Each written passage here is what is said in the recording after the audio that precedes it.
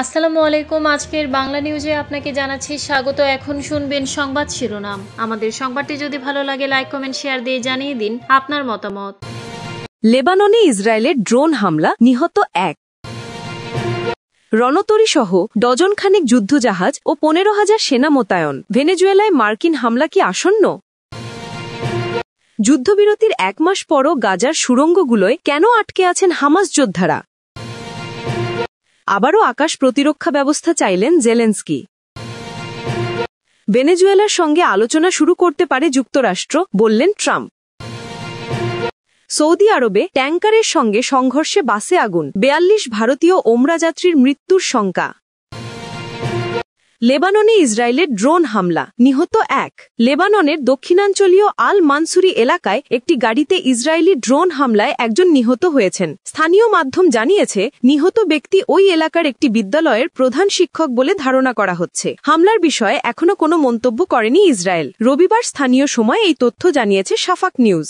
2024 সালের 27 নভেম্বর যুক্তরাষ্ট্রের মধ্যস্থতায় ইসরায়েল ও লেবানন যুদ্ধবিরতি চুক্তিতে স্বাক্ষর করে। তবে চুক্তির পরও লিতানি নদীর দক্ষিণে এখনো 8টি স্থানে ইসরায়েলি সেনারা মোতায়েন রয়েছে। একই সঙ্গে দক্ষিণ ও পূর্ব লেবাননে প্রায় নিয়মিতভাবেই বিমান হামলা ও গোলাবর্ষণ চালানো হচ্ছে। লেবাননের সরকারি তথ্য অনুযায়ী যুদ্ধবিরতির পর থেকে এখনো পর্যন্ত 350 জনের বেশি মানুষ নিহত হয়েছেন এবং আহত হয়েছেন 650 জনের বেশি। চলতি বছরের 3রা নভেম্বর পর্যন্ত লেবানন মোট 4,527টি ইসরায়েলি লঙ্ঘন তথ্য নথিভুক্ত করেছে। এর মধ্যে রয়েছে 836টি বিমান হামলা, 192টি আর্টিলারি আক্রমণ, 259টি স্থল অনুপ্রবেশ, 117টি ধ্বংসযোগ্য, 116টি দাহ্য উপকরণ ব্যবহার, 385টি বিস্ফোরণ এবং 435টি গুলিবর্ষণ সংক্রান্ত ঘটনা।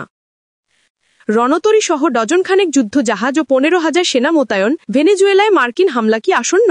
যুক্তরাষ্ট্রের প্রেসিডেন্ট ডোনাল্ড ট্রাম্প ইঙ্গিত করেছেন, ভেনেজুয়েলায় হামলা চালানোর বিষয়ে তিনি অনেকটাই মনস্থির করে ফেলেছেন। সম্প্রতি উচ্চ পর্যায়ের মার্কিন কর্মকর্তারা তাকে এই বিষয়ে কয়েক দফায় ব্রিফ করেন। এরপর তিনি এমন ইঙ্গিত দিয়েছেন। ক্যারিবীয় অঞ্চলে মার্কিন সামরিক উপস্থিতি আরও জোরদার করা হয়েছে। 4টি সূত্রের বরাত দিয়ে সিএনএন বলেছে, মার্কিন কর্মকর্তারা এই সপ্তাহে ভেনেজুয়েলায় সামরিক অভিযান পরিচালনার বিভিন্ন বিকল্প নিয়ে ট্রাম্পকে ব্রিফ করেন। ভেনেজুয়েলার প্রেসিডেন্ট নিকোলা মাদুরোকে ক্ষমতাচ্যুত করার জন্য ব্যাপক অভিযান শুরু করলে কি কি লাভ ক্ষতি হতে পারে তা পর্যালোচনা করছেন তারা। এদিকে অপারেশন সাউদার্ন স্পিয়ার নামে পেন্টাগন ঘোষিত পরিকল্পনার অংশ হিসেবে ক্যারিবীয় অঞ্চলে 12টির বেশি যুদ্ধজাহাজ ও 15,000 সেনা মোতায়েন করেছে যুক্তরাষ্ট্রের সেনাবাহিনী। গত শুক্রবার ট্রাম্প ইঙ্গিত করেছেন যে অবৈধ অভিবাসীর ঢল ও নাদক পাচার বন্ধ করতে তিনি তার লক্ষ্যের কাছাকাছি পৌঁছে যাচ্ছেন। এয়ারফোর্স 1 উড়োজাহাজে সাংবাদিকদের সঙ্গে আলাপ কলায় ট্রাম্প বলেন, হ্যাঁ, আমি মোটামুটি মন স্থির করে ফেলেছি। সেটা কেমন হবে আমি আপনাদের ঠিক বলতে পারছি না, তবে আমি একরকম সিদ্ধান্ত নিয়েছি। বুধবার যুক্তরাষ্ট্রের প্রতিরক্ষামন্ত্রী Pete Hegseth, joint chiefs of staff chairman general Dan Caine সহ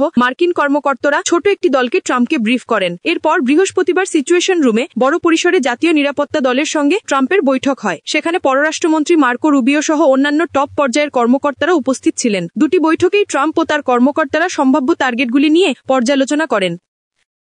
যুদ্ধবিরতির 1 মাস পরও গাজার সুড়ঙ্গগুলোয় কেন আটকে আছেন হামাস যোদ্ধারা? যুক্তরাষ্ট্রের মধ্যস্থতায় ফিলিস্তিনের গাজা উপত্যকায় যুদ্ধবিরতি চলছে। তবে এই উপত্যকার দক্ষিণের শহর রাফাহর ধ্বংসস্তূপের নিচে যুদ্ধ এখনও শেষ হয়নি। যুদ্ধবিরতির প্রায় 1 মাস অতিক্রান্ত হওয়ার পরও রাফাহর বিভিন্ন সুড়ঙ্গে আটকা পড়ে আছেন অনেক হামাস যোদ্ধা। সুড়ঙ্গের ভেতরে ছড়িয়ে ছিটিয়ে থাকা কক্ষে অবস্থান করছেন তারা। কোনোভাবেই যাতে গাজা যুদ্ধবিরতি ভেঙে না পড়ে সেজন্য একটি স্থায়ী সমাধানের পথ খুঁজে বের করার চেষ্টা করছেন মধ্যস্থতাকারীরা। কিন্তু সুড়ঙ্গে আটকা পড়া হামাস যোদ্ধাদের বিষয়টি এই প্রচেষ্টাকে জটিলতার মুখে ঠেলে দিয়েছে। যুদ্ধবিরতির পরপর গাজা মূলত 2টি ভাগে বিভক্ত হয়ে পড়েছে। ইসরায়েলি প্রতিরক্ষা বাহিনীর সদস্যদের প্রত্যাহারের জন্য নির্ধারিত সীমারেখা ইয়েলো লাইনের পূর্ব দিকের এলাকাগুলো এখনও ইসরায়েলের দখলে। রাফাহ এই অঞ্চলের মধ্যে পড়েছে। আর পশ্চিমে হামাস আবার নিয়ন্ত্রণ প্রতিষ্ঠা করছে। গাজার ইসরায়েল নিয়ন্ত্রিত অংশে আটকে থাকা প্রায় 200 হামাস যোদ্ধার ভবিষ্যৎ কি হবে, এই প্রশ্ন এখন আর শুধু সামরিক হিসাব নিকাশের মধ্যে সীমাবদ্ধ নেই। এটি পরিণত হয়েছে বহুমাত্রিক কূটনৈতিক সংকটে।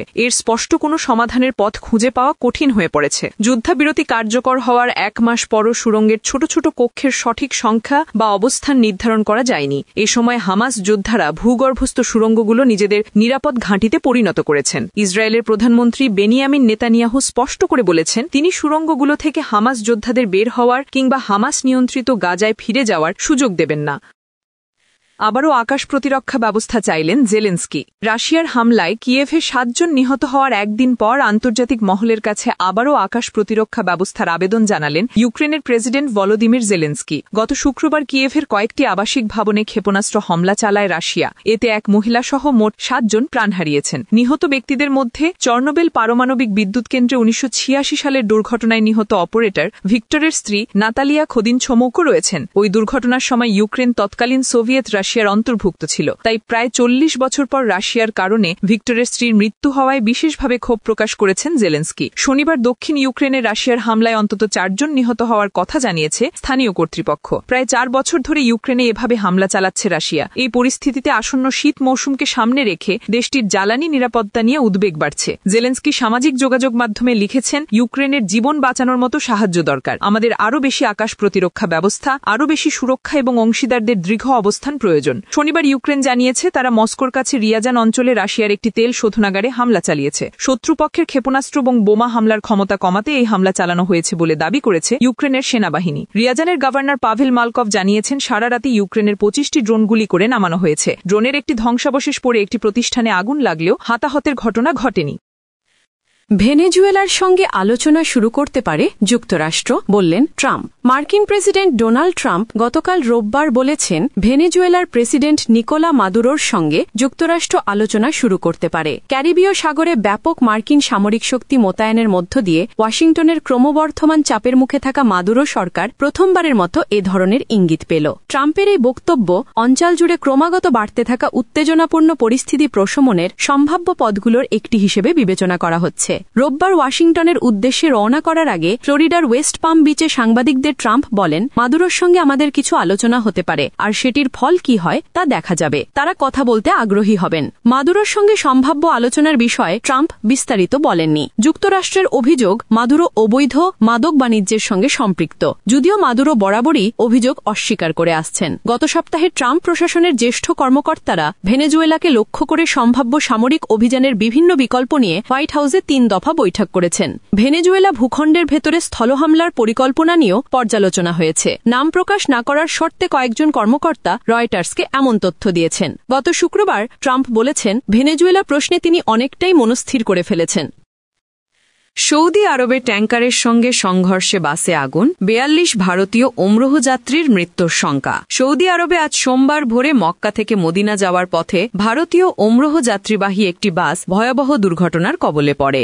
এতে বাসের 42 আরোহীর সবাই নিহত হয়েছেন বলে আশঙ্কা করা হচ্ছে। বাসের সঙ্গে একটি ডিজেল ট্যাঙ্কারের মুখোমুখি সংঘর্ষে এ দুর্ঘটনা ঘটে। এতে দ্রুত সেখানে আগুন ছড়িয়ে পড়ে বলে প্রাথমিক খবরে জানা গেছে। প্রাথমিক প্রতিবেদন অনুযায়ী নিহত ওমরাহ যাত্রীদের মধ্যে ভারতের হায়দ্রাবাদের অনেক নারী ও শিশু যাত্রী ছিল। নিহত ব্যক্তিদের মধ্যে 11 জন নারী ও 10টি শিশু থাকতে পারে। অবশ্য স্থানীয় কর্তৃপক্ষ এখনও সংখ্যা যাচাই করছে। ভারতের সংবাদ মাধ্যম বলছে, বাসটি ওমরাহ যাত্রীদের নিয়ে মক্কা থেকে মদিনায় যাচ্ছিল। সৌদি আরবের স্থানীয় সময় রাত 11টার দিকে বাসটি দুর্ঘটনার কবলে পড়ে। বাসটিতে বেশিরভাগই তেলেঙ্গানা রাজ্যের যাত্রী ছিলেন বলে জানা গেছে। ভারতের পররাষ্ট্রমন্ত্রী এস জয়শঙ্কর সৌদি আরবে বাস দুর্ঘটনায় হতাহত হওয়ার ঘটনায় গভীর শোক প্রকাশ করেছেন। তিনি জানান, রিয়াদে ভারতীয় দূতাবাস এবং জেদ্দায় কনসুলেট অফিস ক্ষতিগ্রস্ত ভারতীয় নাগরিক ও তাদের পরিবারকে পুরো সহযোগিতা দিচ্ছে।